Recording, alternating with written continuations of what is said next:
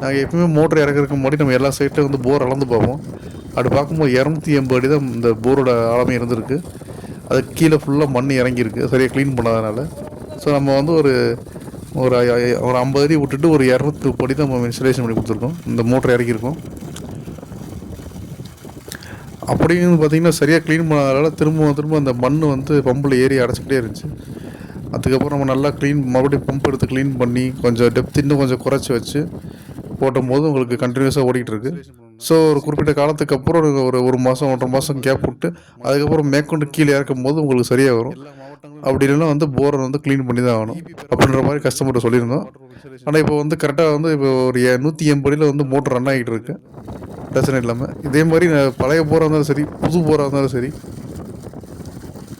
போரை நல்லா க்ளீன் பண்ணுறது வந்து ரொம்ப ரொம்ப முக்கியமானது. நம்ம ஓயாமல் திரும்ப நம்ம மோட்டர் தூக்கி இறக்குறது சாதாரண விஷயம் கிடையாது.